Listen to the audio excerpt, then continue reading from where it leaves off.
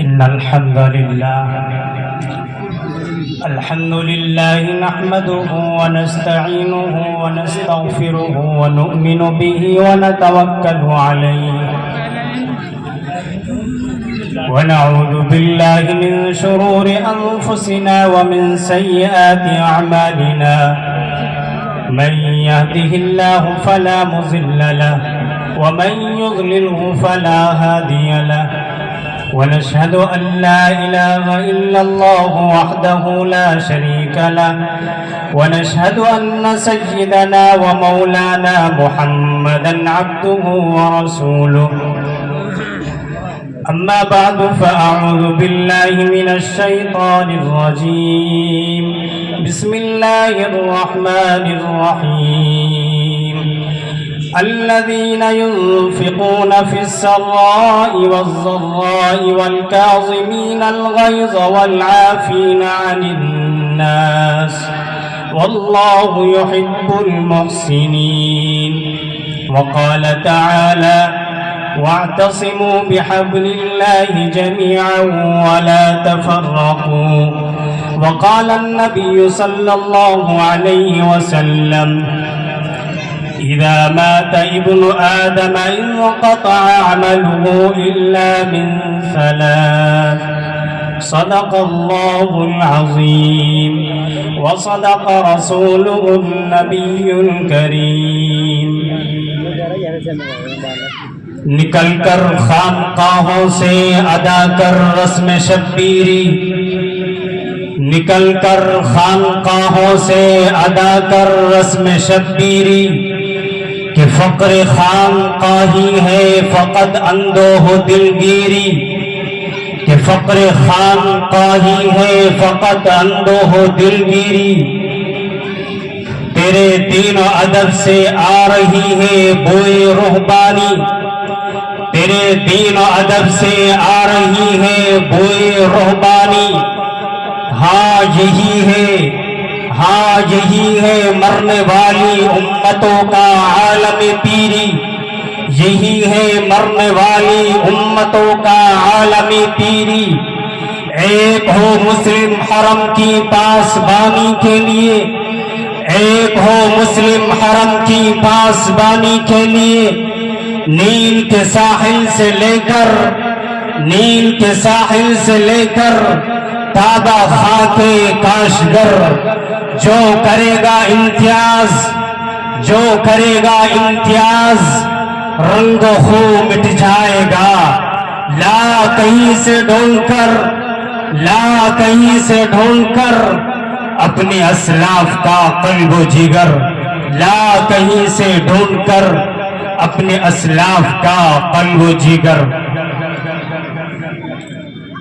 Stage پر تشریف فرما علماء کرام اس وقت آپ کا اسٹیج بڑا معتبر اور مستند اور آپ کا گاؤں سولانہ کے سرزمین پر عظیم الشان گزشتہ سال کی طرح اس سال بھی آپ کا اجلاس منعقد کیا جا رہا ہے اور الحمدللہ ثم الحمدللہ جیسے کہ آپ کے ناظم اعلیٰ حضرت اقدس حضرت مفتی محمد جنید صاحب قاسمی دامت برکاتہم العالیہ جو بڑے اخلاص اور سنجیدگی و متانت کے ساتھ آپ کے اس مدرسے کو بخوبی چلا رہے ہیں میرے بھائیوں اور اپنے اپنے گھروں میں سماعت فرمانے والی ہماری مقدس اسلامی مائیں اور بہنوں اور سولانہ کے غیور نوجوان بزرگوں اور بھائیوں، اللہ تبارک و تعالی نے مجھے اور آپ کو اس وقت کے اندر جو سب سے بڑی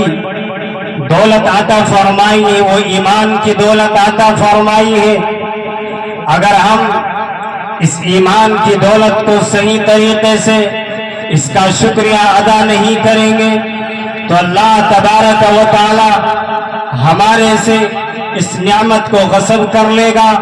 اللہ تبارک و تعالی ہماری اس نعمت کو چھین لے گا۔ کیونکہ میرے نوجوان بھائیوں، اللہ تبارک و تعالی نے قرآن کریم کے اندر ارشاد فرمایا، الذین ينفقون فی السراء والضراء۔ اللہ تبارک و تعالی نے جہاں پر دوسری جگہ پر قرآن کریم کے اندر یہ ارشاد فرمایا اور بار بار مجھے اور آپ کو سمجھایا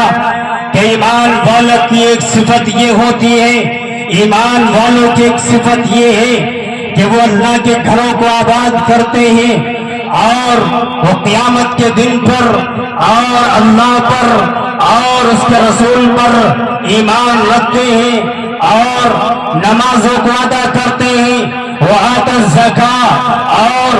زکوٰۃ کو ادا کرتے ہیں، وَلَمْ يَخْشَ إِلَّا اللَّهِ اور وہ اللہ کے علاوہ کسی اور سے نہیں ڈرتے ہیں۔ تو میرے اور آپ کے رب نے پیغام دے دیا، فَعَسَىٰ أُولَٰئِكَ أَن يَكُونُوا مِنَ الْمُهْتَدِينَ کہ ہاں یہی لوگ کامیاب ہونے والے ہیں۔ پھر دوسری طرف میرے اور آپ کے رب نے مجھے اور آپ کو سمجھایا، الذین ينفقون فی السراء والضراء کہ ایمان والوں کی ایک علامت یہ ہوتی ہے کہ جب ان کے اوپر جب ان سے یہ کہا جاتا ہے کہ وہ اپنے مالوں کو اللہ کے راستے کے اندر خرچ کر ڈالے، وہ اپنے مالوں کو ان مدارس اسلامیہ کے اوپر خرچ کر ڈالے، الذین ينفقون فی السراء والضراء اور ایمان والوں کی صفت یہ ہوتی ہے کہ چاہے وہ نفع کی حالت کے اندر ہو، چاہے وہ نقصان کی حالت کے اندر ہو، وہ کوئی چیز نہیں دیکھتے ہیں، فوراً وہ اللہ رب العزت کے راستے میں اپنے مال کو خرچ کر دیتے ہیں۔ اللہ رب العزت نے یہی نشانی قرآن کریم کے اندر بیان فرمائی ہے اور پھر آگے ارشاد فرمایا، الذین ينفقون فی السراء والضراء والکاظمین الغیظ اور ایمان والوں کی دوسری صفت یہ ہے کہ جب ان کو غصہ آتا ہے تو غصے کو پی جاتے ہیں، والکاظمین الغیظ والعافین عن الناس اور جب لوگوں کے درمیان کوئی غلطی ہو جاتی ہے تو لوگوں کی غلطیوں کو معاف کر دیتے ہیں، واللہ یحب المحسنین۔ اور چوتھی نشانی میرے اور آپ کے رب نے یہ ارشاد فرمائی ہے کہ اللہ تبارک و تعالی احسان کرنے والوں کو، نیکی کرنے والوں کو زیادہ پسند فرماتے ہیں۔ میرے بھائیوں، جب بھی ایمان والوں سے یہ کہا جائے کہ تم کسی بھی حالت کے اندر ہو، چاہے نفع کی حالت میں ہو چاہے نقصان کی حالت میں ہو، اگر پڑوس کے اندر کوئی پڑوسی بھوکا مر رہا ہے، اس کو کھانے کی ضرورت ہے، اگر اس کو پیسے کی ضرورت ہے، روٹیوں کی ضرورت ہے تو فوراً اس کی مدد کی جائے، اس کا تعاون کیا جائے۔ اگر آپ حضرات سے کہا جائے کہ مدارس اسلامیہ کے اندر جو پورے سال خرچ کیا جاتا ہے، چاہے وہ مدرسین کی تنخواہوں کے اعتبار سے ہو، چاہے وہ مدرسے کی لائٹ کے اعتبار سے خرچ ہو، چاہے وہ کسی بھی اعتبار سے خرچ ہو، الحمدللہ آپ حضرات نے پچھلے سال اپنے اس مدرسے کا اچھا خاصا تعاون کیا تھا اور الحمدللہ مجھے امید ہے کہ اس سال بھی آپ پچھلے سال سے زیادہ الحمدللہ اپنے مدرسے کا تعاون کرتے رہیں گے اور انشاءاللہ کریں گے۔ میں آپ کو صرف اتنی بات مختصر طور پر سمجھانا چاہتا ہوں کہ اللہ کے راستے میں اپنے مال کو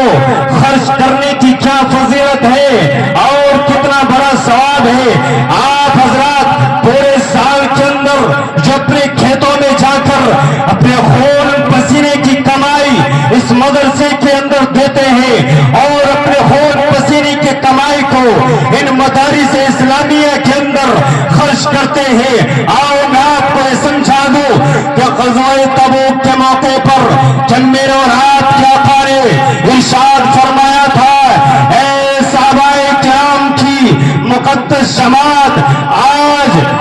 اللہ تبارک و تعالیٰ کو تمہارے مال کی ضرورت پڑی ہے تو تمام کے تمام صحابہ کرام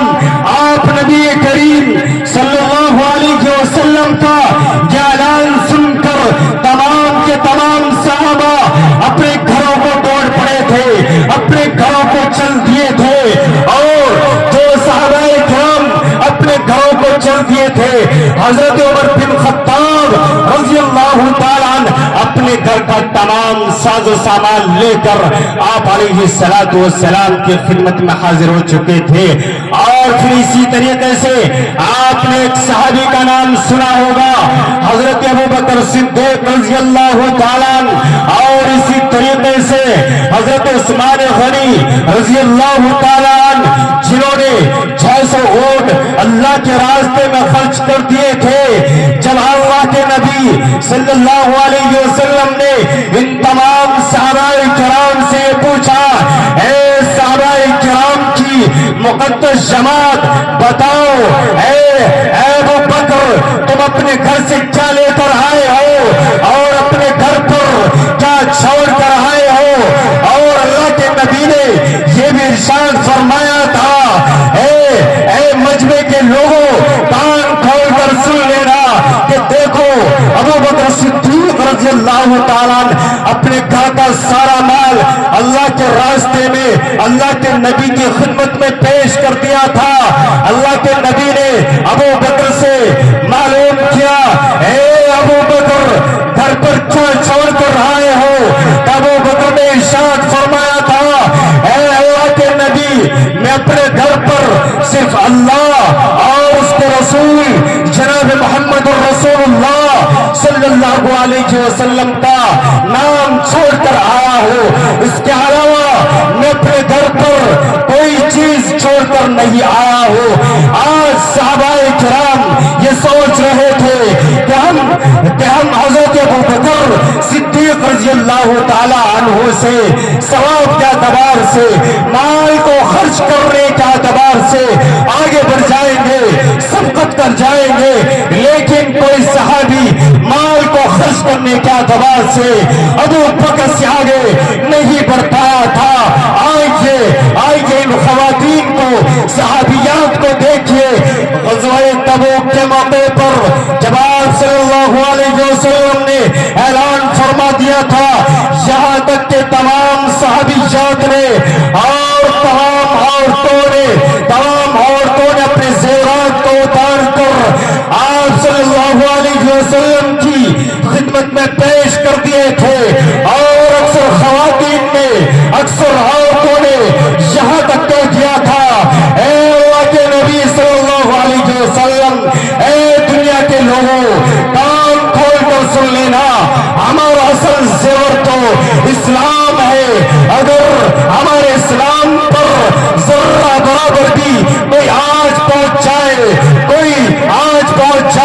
اور ایسے حالات کے اندر ہم اپنے زیورات کو ہم اپنے مالوں کو اپنے پاس سنبھال کر بیٹھے رہی تو ان خواتین نے ان عورتوں نے کہا تھا اے اللہ کے نبی صلی اللہ علیہ وسلم یہ ہمارے ایمان پر بہت زیادہ افسوس کی بات ہے, بہت زیادہ افسوس کی بات ہے. ایسا نہیں ہو سکتا. تو تمام کے تمام صحابہ یہاں تک کہ مالدار صحابہ نے بھی اپنے مالوں کو اللہ کے راستے میں بے دریغ اور بے جھجک خرچ کر دیا تھا. اسی طریقے سے غریب غربا صحابہ نے بھی اپنے مالوں کو بے جھجک بے دریغ خرچ کر دیا تھا. اور قبیلے بنو اسلم سے تعلق رکھنے والی ایک صحابیہ حضرت ام سیان رضی اللہ تعالی عنہ فرماتی ہے کہ جب میرے اور آپ کے نبی نے غزوہ تبوک کے موقع پر اعلان کر دیا تھا، اے صحابہ کرام کی جماعت، آج اللہ کو تمہارے مالوں کی ضرورت پڑی ہے۔ غزوہ تبوک کے موقع پر جب آپ صلی اللہ علیہ وسلم نے چندے کا اعلان کیا تھا،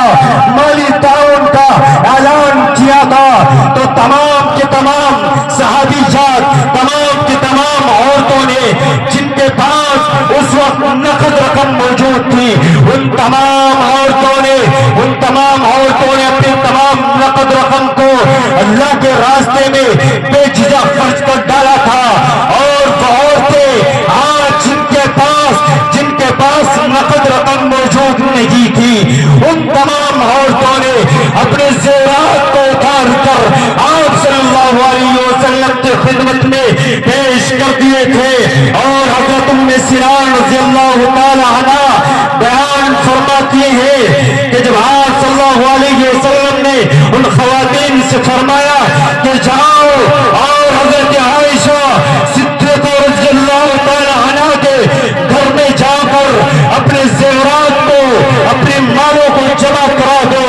تو تمام کی تمام خواتین حضرت عائشہ صدیقہ رضی اللہ تعالی عنہ کے گھر میں جا کر اپنے مالوں کو جمع کرا دیتی ہے۔ پھر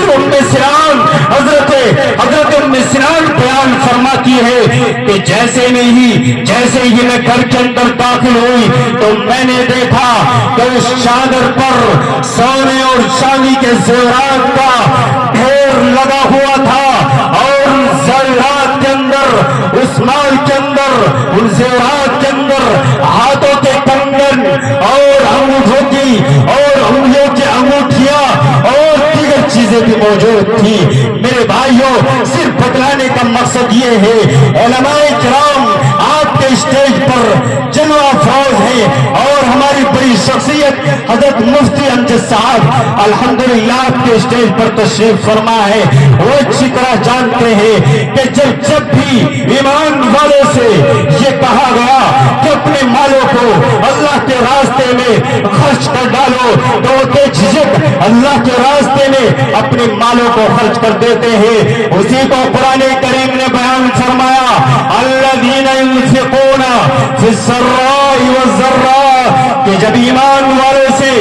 یہ کہا جاتا ہے کہ وہ اپنے مالوں کو چاہے نفع کی حالت میں ہو، چاہے نقصان کی حالت میں ہو، چاہے ان کے کاروبار پر کتنی ہی پریشانیاں کیوں نہ آ جائے، وہ اپنے مالوں کو صحابہ کرام کی طرح اللہ کے راستے میں بے جھجھک خرچ کر دیتے ہیں۔ میرے بھائیوں، تو آپ حضرات کو یہی پیغام دینے کا مقصد ہے۔ انشاءاللہ آپ حضرات تیار ہیں کہ اپنے مدرسے کا زیادہ سے زیادہ تعاون کریں گے؟ انشاءاللہ ہاتھ اٹھا کر بتاؤ، سب تیار ہیں؟ کیونکہ میرے بھائیوں، حضرت مفتی محمد جنید صاحب قاسمی دامت برکاتہ العالیہ جو پیسے آپ نے پچھلے سال، جو روپیہ آپ نے اپنے مدرسے کے اندر دیا تھا، اور اس کا الحمدللہ رزلٹ آپ کے سامنے ہے۔ وہ رزلٹ کیا ہے؟ 3 حافظ قرآن بنا کر آپ کے مفتی جنید صاحب نے اور اس مدرسے کے پورے عملے نے آپ کو 3 حافظ قرآن بنا کر آپ کے دامنوں کے اندر ڈال دیے ہیں۔ یہ 3 حافظ قرآن ایسے نہیں بنتے، بلکہ راتوں کو جاگ کر ان کے ساتھ محنت کی جاتی ہے۔ اس لیے میرے بھائیوں، ان مدارس اسلامیہ کا زیادہ سے زیادہ خیال رکھو اور خوب تعاون کرو۔ اگر ہندوستان کے اندر یہ مدارس اسلامیہ بند کر دیے گئے تو سورانا کے غجور نوجوانوں یاد رکھ لینا، پھر اس ہندوستان کا بھی وہی حال ہوگا جس طریقے سے اندلس اور اسپین کا حال ہوا تھا۔ اندلس اور اسپین کے اندر 800 سال تک اسلامی پرچم لہراتا رہا، اور جس سرزمین پر 800 سال تک اذانیں گونجتی رہی، وہاں پر خدا کا نام لینا جرم قرار دے دیا گیا۔ اور ہمارے حضرت علامہ رفیق صاحب بیسانوی نفر اللہ ما قضا، اس شخصیت نے گاؤں در گاؤں جا کر ان مدارس اسلامیوں کا جال پھیلایا، اور ان مدارس اسلامیہ کا جال پھیلانے کے بعد اس ہندوستان کو دوسرا اندلس اور اسپین بننے سے بچا لیا۔ میرے بھائیوں، یہ مدارس اسلامیہ نہایت احتیاط اور صبر و ضبط کے ساتھ ہر طرح کا مقابلہ کرتے ہوئے پوری یکسوئی کے ساتھ اشاعت حق اور اشاعت دین کا فریضہ انجام دے رہے ہیں۔ میرے بھائیوں، اس لیے آپ حضرات سے درخواست ہے کہ انشاءاللہ اپنے اس مدرسے کے اندر سب سے میں اصل بات جو آپ کو سمجھانا چاہتا ہوں، اپنے اس مدرسے کے اندر اختلاف کو پیدا نہیں کریں گے۔ اگر کچھ بات ہو جائے تو اس کو بڑے حسن سلوک کے ساتھ ختم کر دیا جائے۔ ان مدارس اسلامیہ کے اندر اگر آپ اختلاف کریں گے تو بہت بڑا نقصان ہو جائے گا۔ اس لیے میں آپ سے خاص طور سے سورانے کے غیور نوجوانوں اور مسلمانوں، ہم لوگ ان مدارس اسلامیہ کے آڑے بن کر آتے ہیں اختلاف کر کے اور نہ جانے کون کون سی شکل میں۔ اس لیے آپ حضرات ارادہ کریں کہ انشاءاللہ ہم اپنے اس مدرسے کو صحیح طریقے سے اتفاق و اتحاد کے ساتھ چلائیں گے، کوئی اختلاف پیدا نہیں کریں گے، اور کسی چیز کی اگر ضرورت پڑے گی اس مدرسے کو تو انشاءاللہ ہم تیار رہیں گے بھائی انشاءاللہ۔ سبھی حضرات پیچھے والوں بات نہیں اٹھ رہے، انشاءاللہ سبھی تیار رہیں گے۔ دعا کیجیے کہ اللہ تبارک و تعالی مجھے بھی اور آپ کو بھی کہنے سننے سے زیادہ عمل کرنے کی توفیق عنایت فرمائے، اور آپ کے اس اجلاس کو صحیح طریقے سے اخلاص و للہیت کے ساتھ منزل مقصود تک پہنچائے۔ دعا کیجیے کہ اللہ ہمیں کہنے سے زیادہ عمل کرنے کی توفیق عنایت فرمائے۔ آمین۔ وآخر دعواہم ان الحمدللہ رب العالمین۔